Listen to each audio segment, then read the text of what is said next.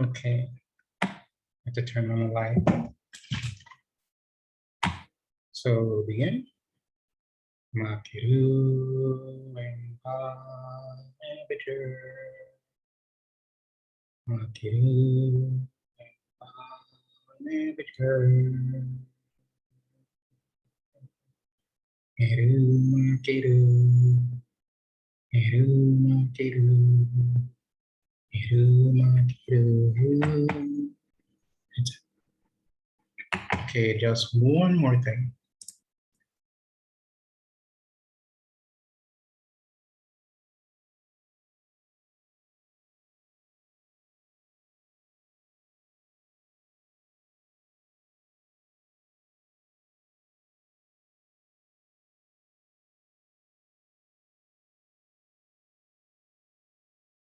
Just put on the air. It's getting warm. Let's screen share our document. And we do have a new line to go through today.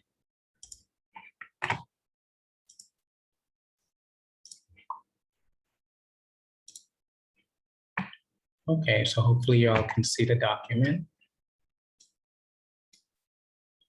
So we're at verse 15. Verse 15. You know, we went through this already. And one of the main aspects that came out of it was a description of the Ka body. And we spoke about how the Ka is being strengthened through the process of rejuvenation. Because the Afnet crown represents rejuvenation, rebuilding, re-strengthening. And you do that through the process of a purification of the mind. But the crown represents that process has already taken place. And so you're able to wear the Afnet. And because of that, I wanted to explain that the Ka was only one of the bodies that comprise a human being. You actually have 9 aspects that have been discovered by the sages. How did the sages discover this? Through meditation practices and doing metaphysical examinations of the human personality. And of course, they're doing that. They would do that with the mind. They're not doing that didactically, but with exploration of the mind. And as was explained, I was explaining, I believe in yesterday's Sunu class, that if your mind becomes very lucid, very clear, it is possible for you to be able to look at your own internal body organs. You can look at your own brain, the internal organs of the torso, but you can also look at your bones, your knee joint, your hip joint, your shoulder joint, whatever. I'm saying that to say that aspirants should try to understand that there are levels to you. And your physical body is only one aspect of the layering of your personality. So the problem is, the issue is that the mind is so contracted, so hyper-focused on physical plane of existence, that the human being becomes unaware of the other aspects of the personality. So what is usually ascertainable is your physical body, which is your Ka, and your Ren, which is your name. but you also have your second, you have your ka. And even while you're doing things with the mind, you really don't have an awareness that you're working with the mind. You know, things are just going on. You may have a thought, um, but you know, you're not ascertaining the mind. And through the Western model of the mind and body, they uh, they see that, or they believe that the mind and thoughts are somehow a secretion from the brain, which is completely opposite, because they're coming from the Newtonian model of physics. If you follow the Newtonian model of physics, and what is physical is paramount, and anything that, and so then you put that together with the Darwinian model of the evolution of species. What you have is a model of physical forces, and if you do that, what's going to be uh, missing, or what you missed, is a more subtle aspect.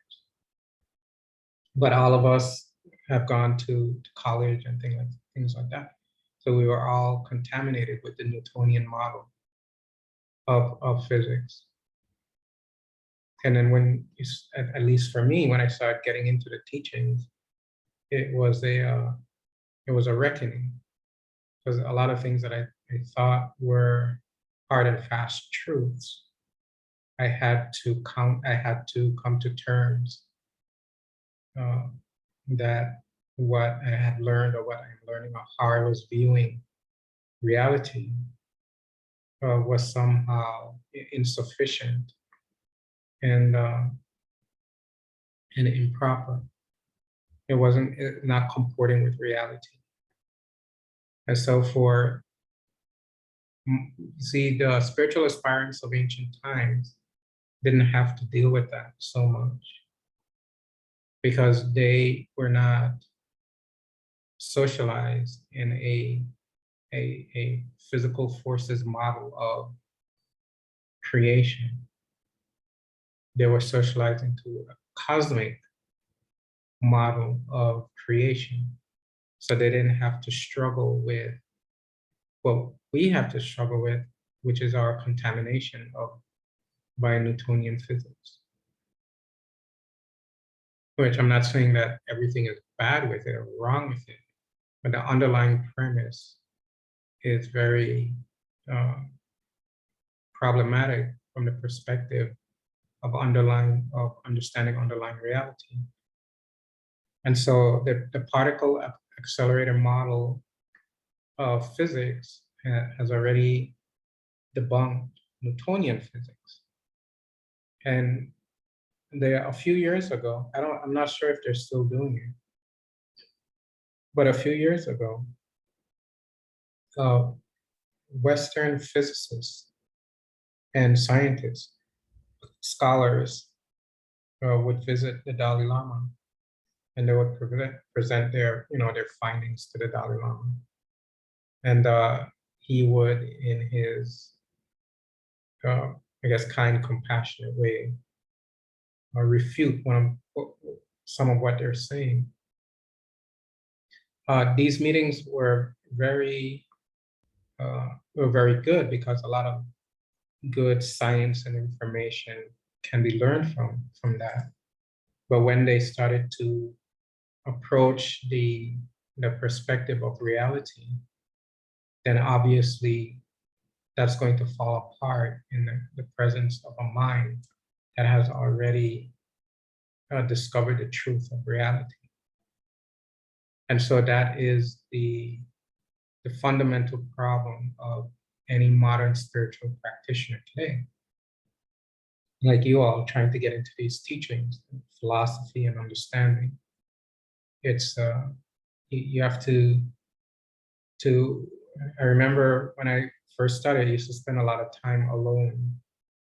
And in spending time alone, you can really clear out your mind. You can really question things. And if you question things sincerely, then you'll receive answers, especially if you're following the teaching. So we can go on and on with that. Well, one of the things is the whole idea of of, uh, of breaking the illusion of the mind.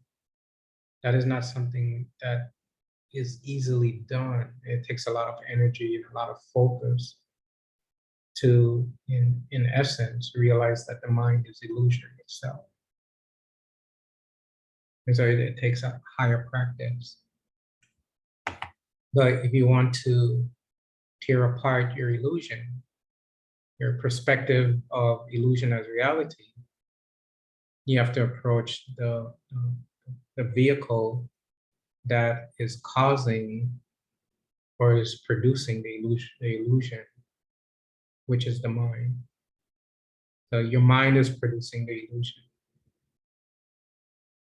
of your life and whatever, your whole life, your whole existence, the people in your life, the people that you know, the people that you get along with, people that you may not get along with, all of this is being produced by the mind.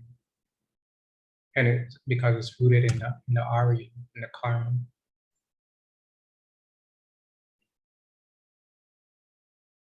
And here's the ethnic crown.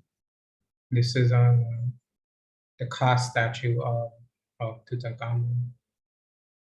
You can see the crown. He has, like hair, long hair. So they ball up the hair and they put the crown on, and and it's gold. This is a black and white photo, but yeah, this is gold. Painted gold, and there's a serpent coming out of the forehead area.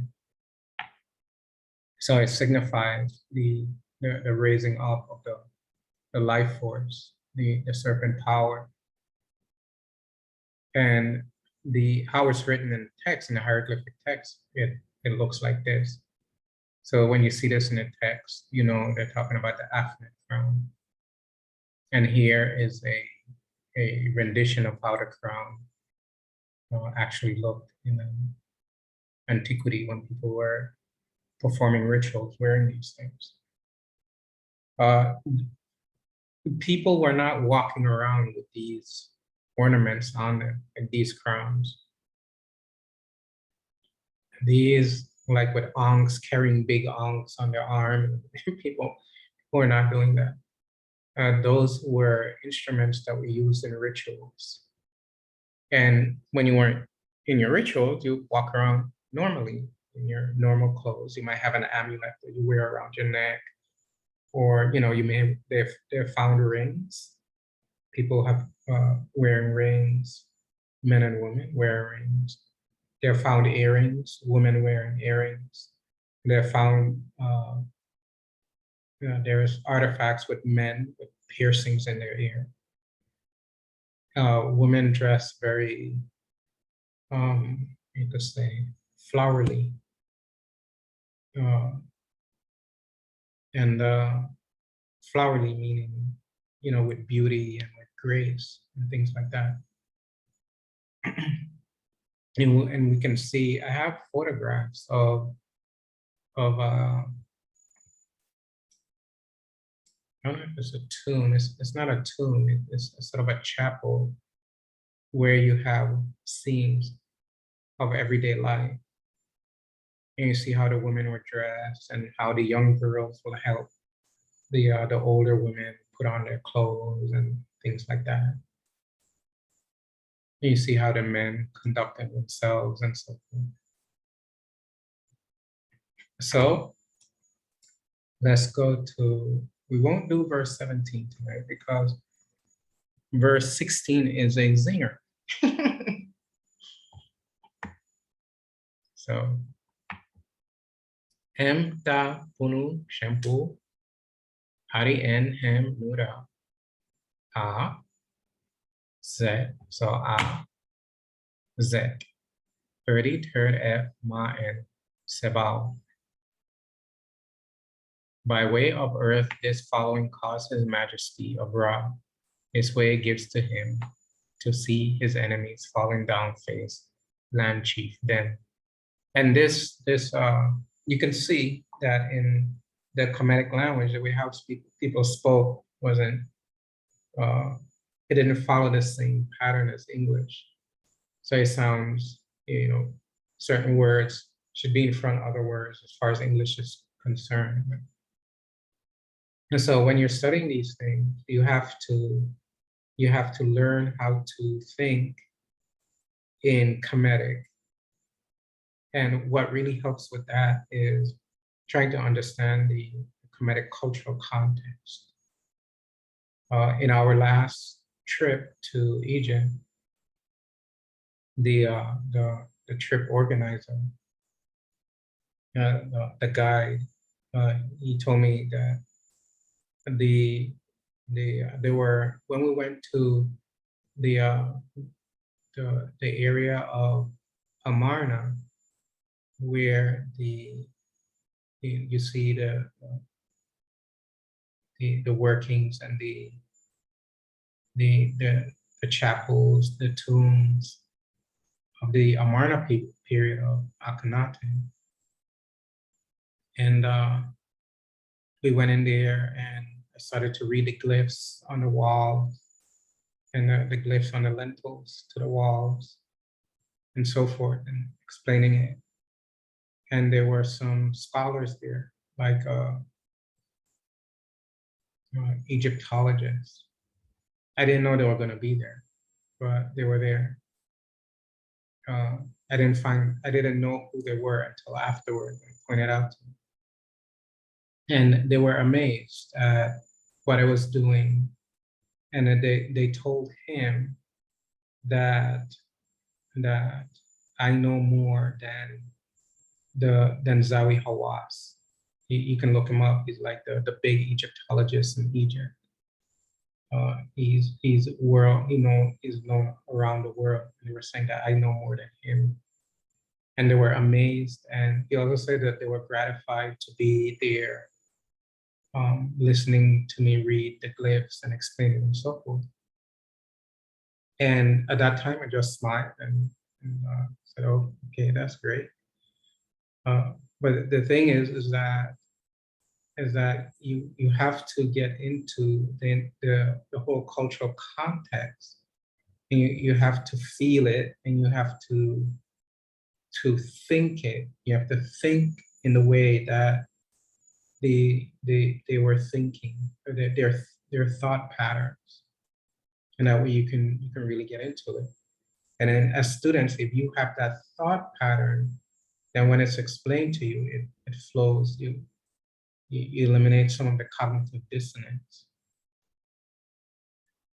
So the philosophical posse, through the principle of the earth, and by way of this earth plane, by the act of following and surrender to his majesty, Ra, the creator spirit being.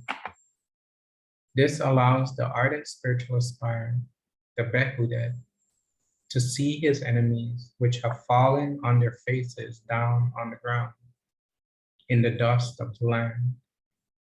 By doing so, Behudet is the chief and ruler over all the enemies. And since the spiritual aspirant is essentially Behudet, you see the enemies before you, such as greed, lust, big-headedness, fall to the ground beneath the aspirant's acquisition of higher spiritual consciousness. So we're coming from here. Read the last sentence. These enemies will bow down as you take your seat with the Afnet crown, which exemplifies the astral body. The Ka is being strengthened through the process of the rejuvenation, and therefore being refocused towards creator spirit being, as opposed to the outward world of sensorial perception. through the principle of the earth and by way of this earth plane, by the act of following and surrender to this majesty, Ra, the creator spirit being. So M Da Unu Shempu, by way of the earth and the following. If she could go ahead and do the license, let her go ahead and do it. Vinay, you're unmuted. Let's see.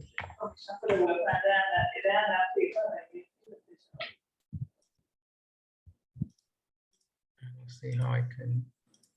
Oh, maybe Tane. Okay, very good. Do it. So so through the principle of the earth, which is Mta, which is the principle of the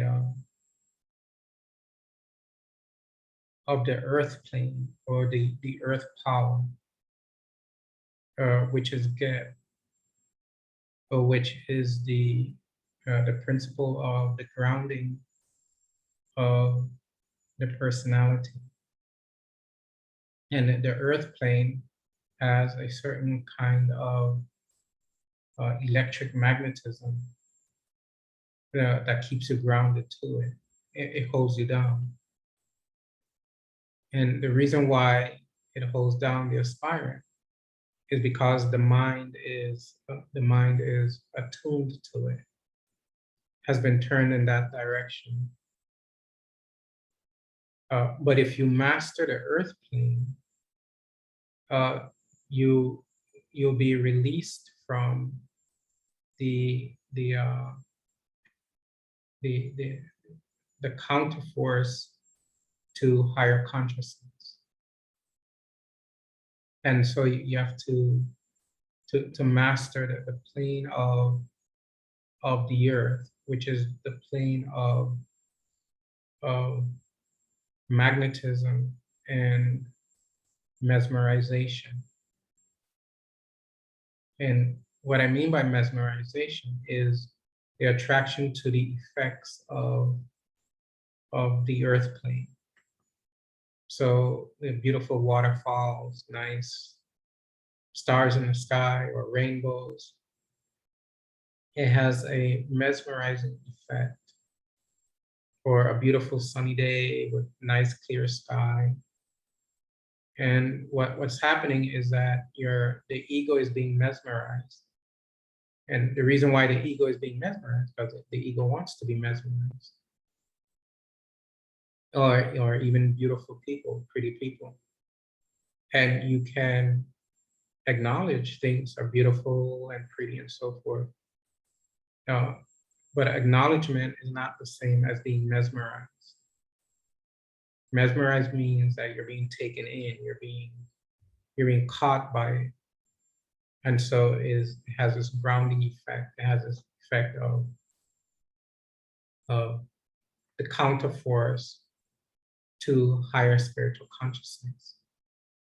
And so the principle of the earth that needs to be overcome by you is the principle of the magnetic tendency and the mesmerization quality of the earth plane. So you have to gain the higher, you have to master the lower. But mastering the lower allows you to be released. And so you have to start at the lower, you have to master it. And master it means that you develop the capacity to ascertain the reality of the mesmerization effect. And if you overcome the mesmerization effect, you automatically are released from the magnetic effect.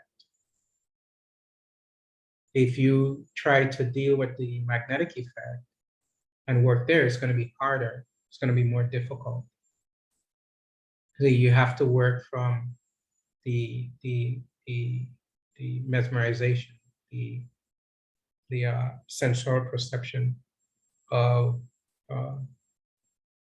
the interplay of the cosmic forces in space and time.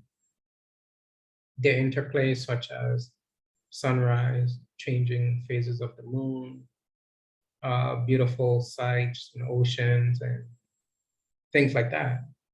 It doesn't mean to walk around and say, oh, that's a beautiful ocean, forget it. It means to realize what it is. And you can say, oh, that's a beautiful ocean, a beautiful beach, or whatever. But the problem occurs is if you are caught by it. If you're saying, oh, this is such a beautiful beach, and I want to stay here all day because the beach is so beautiful, your mind is caught. And as a spiritual practitioner, you're trying to be released from that. How you're released from that is by realizing the illusory nature of it. Oh, where'd he go? He's in back. It's very late for him where he is. So you trying to be a strong student. Very good. And so the whole idea is to overcome the power principle of the earth plane. And that's what you have to contend with, because, and think about it, we have fallen into the plane of duality. We have fallen directly onto the earth. If you don't live if you don't live in let's say you live in let's say you're amongst the Bushman groups in Kalahari Desert, where there's still some of them, of the Khoisan people that still live the hunter-gatherer lifestyle today. They're losing it. They're being forced into the cities and to take on modern education and wear Western clothing and things like that. It's still, but there's still a group, maybe 300 or 400, that's still, and where they live, it's a protected area. So you can't go in there and build and put up construction. So they can still, shoot game and things like that. And tourists actually visit them. You can look them up on YouTube and things like that. The point is if you live in a society, a culture like that, when your mother is giving birth to you, she's laying close to the ground. She's like, and if you're very traditional, it might probably be on the ground. It might be laying on something, a nice mat, comfortable mat or something. Mat, but when you come through the chute, you're coming close to the ground, so you're magnetized towards the earth already. And children, small children, unlike elephants or horses, when they're born, they start out crawling, and that's due to the evolutionary pressure of the brain of a human being. The evolutionary pressure of the brain of a human being makes it so that the brain is formed, matured, and developed outside of the mother's womb. While the evolutionary pressure of animals such as horses, giraffes, and elephants has it so that the brain matures and develops inside the mother's womb. So when they are born, they can walk right away. but a human being, that is not the case. And the reason why is because the human brain uh, is a higher developed brain from the standpoint of the evolutionary process. Because there are some things that an animal brain can do that a human brain cannot do. But the human brain is developed outside of the mother because human beings are through the evolutionary process, are placed in a position where their development into the cultural context of the society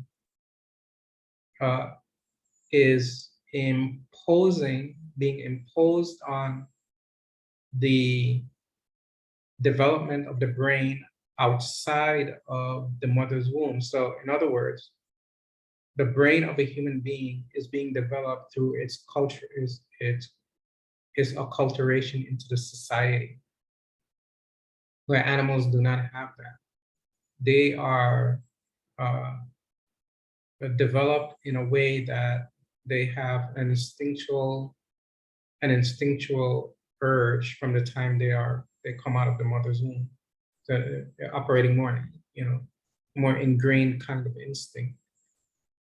Whereas a human being is being shaped by the society in which it is born into. And the problem, so there's a fundamental problem that comes with that. What if you were born in the time of Nazi Germany to a mother who was trying to flee the Nazis? And they took her husband, which is your father, and and you saw the stress of your mother and how she was stressed out all the time, trying to protect you, and she didn't really have much time for you because she was trying to save your life. So she couldn't give you, nurturing. She couldn't really nurture you the way that would have been necessary. So you grew up with certain addictions that was formed by your anxiety living with a mother who was stressed out all the time. So that's the danger. But it can also, so that's the danger. The positive is let's say you're born in an elevated society, is very pious and righteous and truthful, then you're shaped by that. So in ancient times, in ancient Egypt, children were born into that kind of society. So they're being shaped by the cultural context of the society. And therefore, even in a society like ancient Egypt, in its high periods, you're still caught. You're still, as it were, being accosted, I would say, by the earth energy. You're still being forced towards the earth realm. Why? Because of the process of reincarnation itself is a causative factor for magnification or magnetism towards the earth plane, magnification of your sensorial perception towards the earth plane. So you're grounded to the earth. And if you think about it in ancient times, how women gave birth, they would sit on a birthing stool and they would be sitting vertical. They would not be laying on their back. And so the vertical movement is bringing the baby straight down towards the earth. And the nurses, the midwives, is catching the baby from under the mother. But think about it, that is a vertical through your physical body. as a vertical movement through the earth, down towards the earth. So what's happening is that these 9 parts of your personality, these 9 parts of your personality are being sort of directed towards the earth plane. And if they, like this, the Sekem has already been generated to come into your physical body. Your Ka, your mind, is being developed to ascertain and perceive the physical plane. Your unconscious mind has already created your propensity towards the earth plane. Your Kabit has generated the lower aspects that are being forged into the earth plane existence. And your soul is caught by the mind. And so the soul as an individuated principle is being maintained when the soul is not an individual entity. And the Sahu and the Ak are your higher spirit aspects. But since you're so grounded in the earth plane, the Sahu and the Ak are beyond your awareness.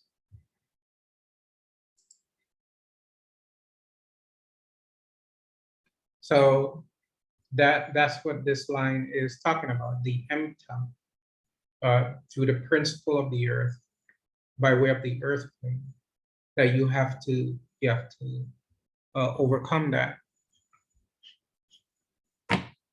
And so that's what the spiritual process is all about. It's what the meditations are about, the chanting is about, the concentration exercises, and general the Shetty disciplines, the spiritual practices are all about reversing the effects of the magnetic pull of the earth on your personality.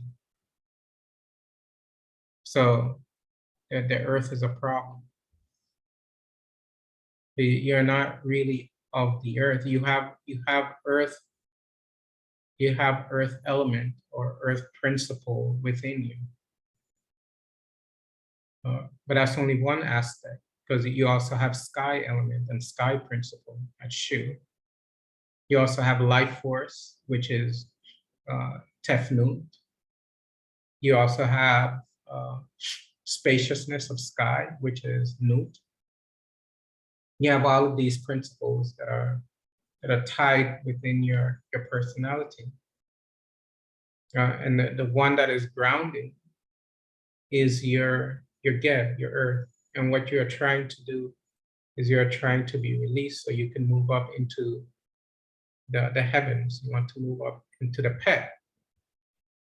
And that's where Goddess Nut is. And you see, now that is mentioned, the Goddess Nut is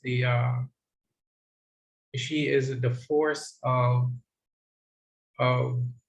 vacuum velocity. So I'll write it here so you can see. So we're gonna make a note of it. Let's put it in.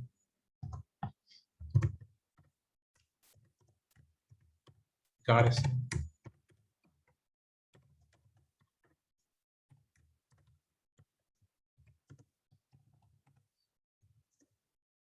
Vacuum.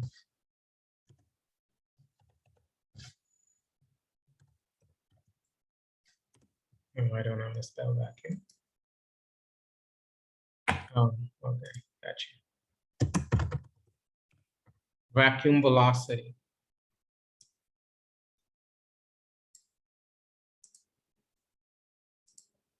And what I mean by vacuum velocity is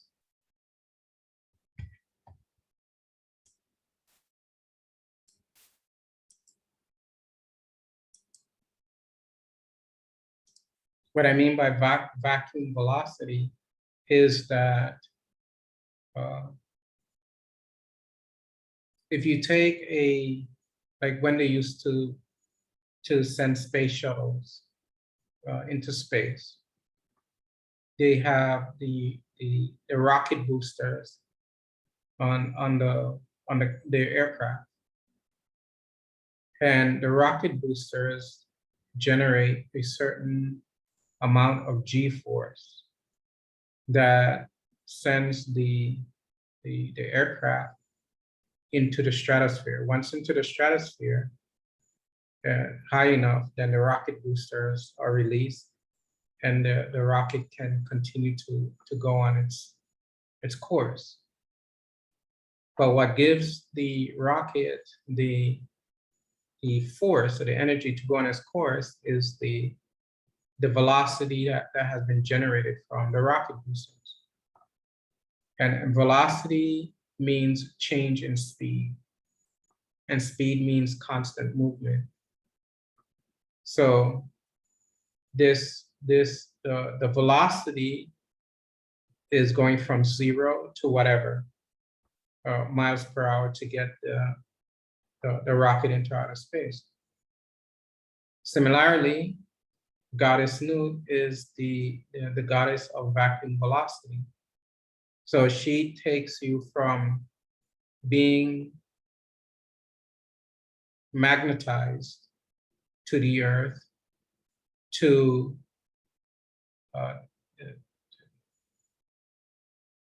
astral plane existence. And so you need a certain amount of power, velocity to do that. How do you experience that vacuum velocity? Again, you have to get into a certain practice of meditation, whatever meditation that you want to do, and you have to develop concentration and extended concentration. So you have phases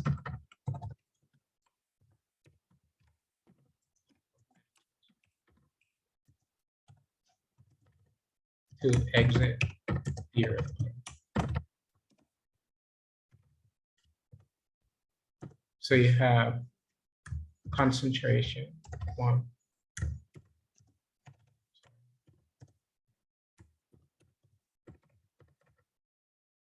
Concentration. Extended concentration. And then meditation.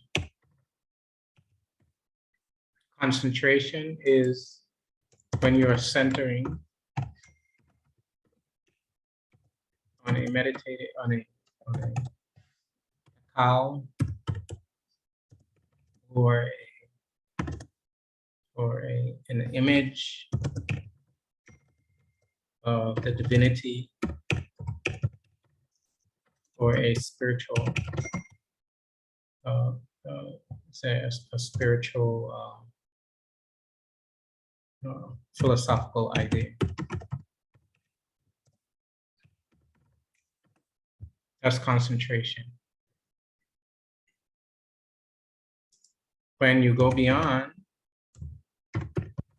extending of concentration occurs when you go beyond focus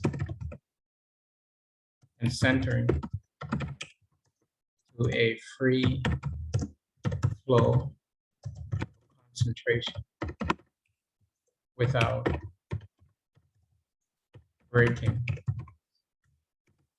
So extended concentration is when you're concentrating, you're not chanting anything, you're not visualizing anything, you've gone beyond chanting and you've gone beyond visualizing.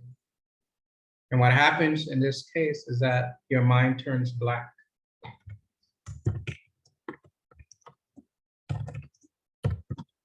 All you'll be is perceiving black.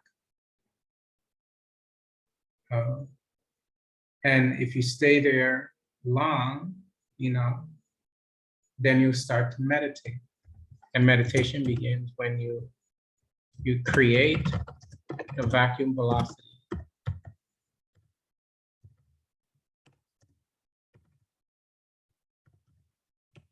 necessary to enter into lower or higher astral plane. So when that is happening, when that is happening, then you're truly meditating, because you've gone beyond the concentrative modes of the practice of meditation. And when that starts to happen, what's really going on is that you are exiting the earth plane. You are overcoming the magnetism of the earth. Well, how you make that happen is you have to practice meditation every day, but you also have to reduce your mesmerization effect that the earth plane has on your mind.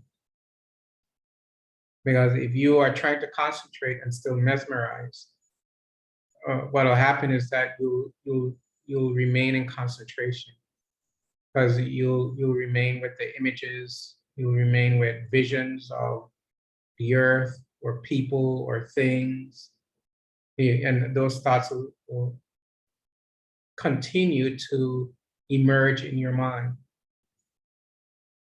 And what you want to do is you want to get beyond this level of concentration, where the hekau has dissipated and the image of the divinity or spiritual philosophical idea, whatever you're focused on, has also dissipated.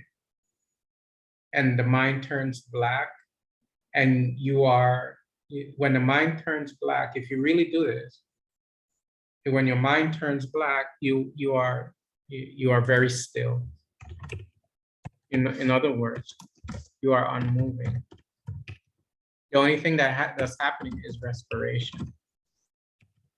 Respiration means breathing.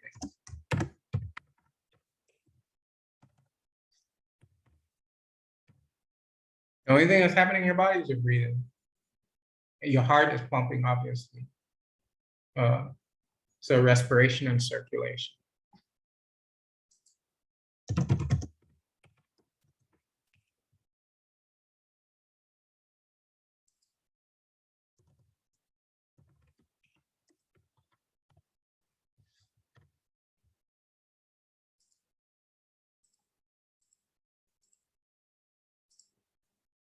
So respiration and circulation, that's all that's going on. But your mind is so focused and so concentrated that you don't really have any muscular activity. The only muscular activity that you really have going on is your diaphragm, which is controlling the breathing. And therefore that goes into an automatic state. So your automatic nervous system takes over. And then if you transcend the physical body and you're up in the astral plane somewhere, the automatic nervous system remains working. So your body, nothing is going to happen to your body. You're not going to die. Nothing like that is going to happen. You are up in either in the pet region, which is the lower astral plane, or you are transcending the pet region and entering into the dua. Whatever, the body remains respirating and circulation continues. But your consciousness is somewhere else, another plane of existence. And so you still are tied to your physical body through the second energy. The point being made that once you have accumulated the vacuum velocity necessary to exit the earth plane, then the earth, and you do that, you repeat it hundreds of times, then you have overcome the earth plane. You have overcome the earth energy, or the earth force that is keeping you down in the earth. Where does the vacuum velocity comes from? You need energy to do that. So that is coming from the second. and how you develop the second. There are certain exercises that can be done, serpent power exercises and so forth, holding the breath, building up the second. Or you can meditate in the sun and through concentration, directing the second into the body. You can do it in your house too, if you have a good visual capacity and you know what you're doing. You can guide the life force energy from the sun through the roof of your house and into your body, things like that. The point being made is that the vacuum velocity is being built up because you're building up second energy. And the second energy is one of your bodies. So if your second is being dissipated, too much talking, too much sex, too hard exercise. Exercise should be moderate. And it shouldn't be very, very heavy. Because with moderate exercise, you're getting the exercise necessary, but you're not dissipating your second, not distributing it and having it dissipate. Here, you're getting enough exercise to keep your body healthy, to put enough pressure on your cardiovascular system to keep it strong and healthy, while at the same time preserving your second energy that then you use in your meditation practice. And that is the energy that is needed to develop the vacuum velocity. So Goddess Nut is the one that holds you, and mythologically speaking now, she is the one that holds you and pulls you up with great force, great energy, great power, so you can enter into the more subtle realms of existence. And so you'll be overcoming the heaviness of the earth plane. So 2 things to overcome now that we're typing. So qualities of the earth plane to overcome.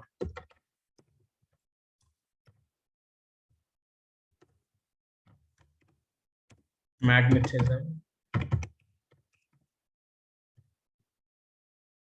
and 2, mesmerization. Sorry.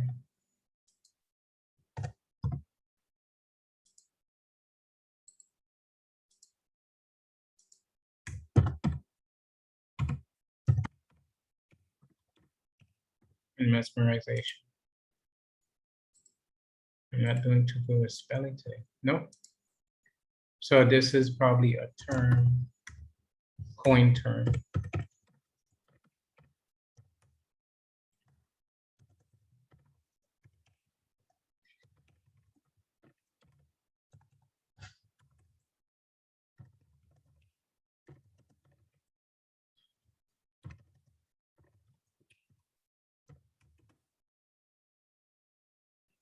To counter force.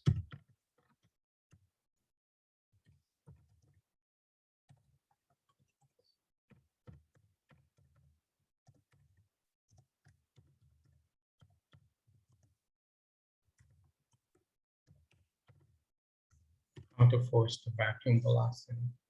So human beings are caught by these 2. They're caught by the magnetism, and they're caught by the mesmerization that is taking place.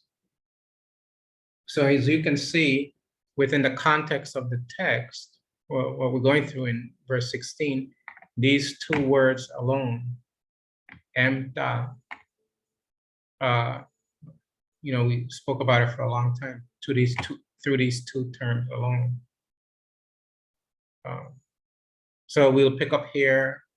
We're running out of time next time, and leave like 3 minutes for questions if anyone have any questions. Any questions? Uja. Oops, go ahead. No, you go ahead. I just want to make a quick statement that it's interesting that you like Newtonian physics, all of the paradigms, Western paradigms, seem to reinforce, our attachment to the earth plane. I'm thinking like in terms of our values of materialism, empiricism, individualism, all of it is to ground us in the earth plane and away from the spiritual realm. So that was just my observation. I would agree with that. I would certainly agree with that. And that's why Einstein had trouble. Einstein could only go I think I said this last time, Einstein could only go to a certain level, a certain threshold. And then the enculturation into Newtonian physics troubled him as he was entering into the quanta level. And he could not really make and he actually said in his later years that this was a mistake that he was making, that he could not come to terms with the quanta level of particle physics. And it was very troubling for him because of the Newtonian model that was already built into him. And his theory of relativity in some way refutes the Newtonian model, but he could only go so far with it because, again, this materialistic ascertainment or this materialistic idea of nature and things and the world of physics and so forth. So I would agree with your statement. And I just want to quickly add, so we need to break away then from all of these paradigms, in order to really elevate ourselves. Yes, indeed. And that's the process of the spiritual philosophy, is to help us to overcome the processes that creates cognitive dissonance with relation to reality. So you have to break through all of those paradigms that your mind, through its own RU, through your own RU, has gravitated to and has latched on to maintain the existence and the concept of the ego. That's what's really going on. And so if a person is, we're blaming it on Western culture, which we should, pointing the finger at them. But if you point one finger out, three fingers are pointing back at you. So the problem really is with the mind and how the mind has attached itself to paradigms that is allowing the progression and the maintenance of the ego and the ego principle. So as you break through these Western paradigms of physics and reality, what you're actually doing is that you're confronting the certain aspects of the ego that has been built up by your acculturation into these philosophies. And what's inevitable is that you're going to encounter cognitive dissonance. But if you are strong and if you are willing to confront your cognitive dissonance, then you can overcome it and you can find a new higher reality. So very good.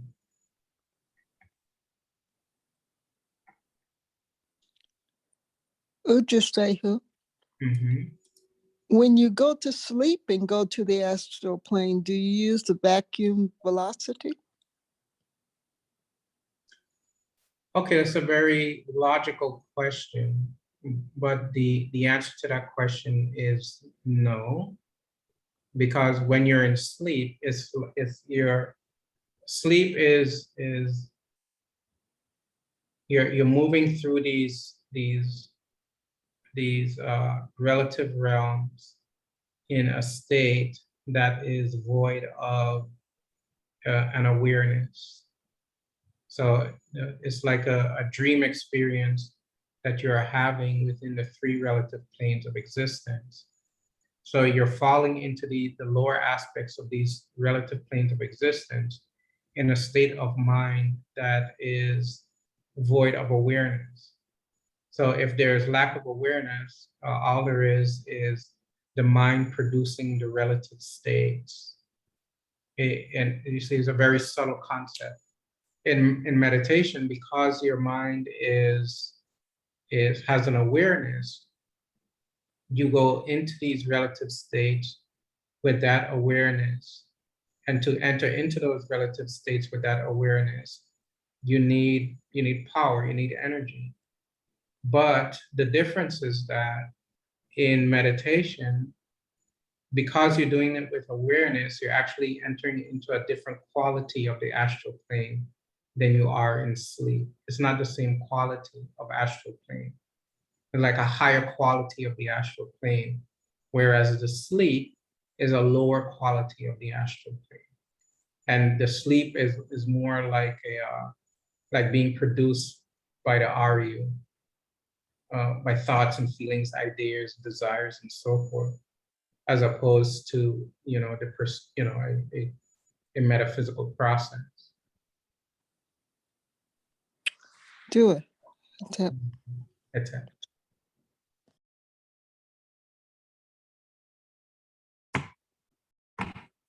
Anybody else? Any other questions?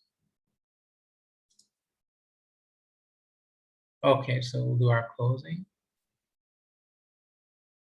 Heru makiru. Heru makiru. Heru makiru. Heru makiru. Attack. Do everyone until we meet again. Attack. So, heads up.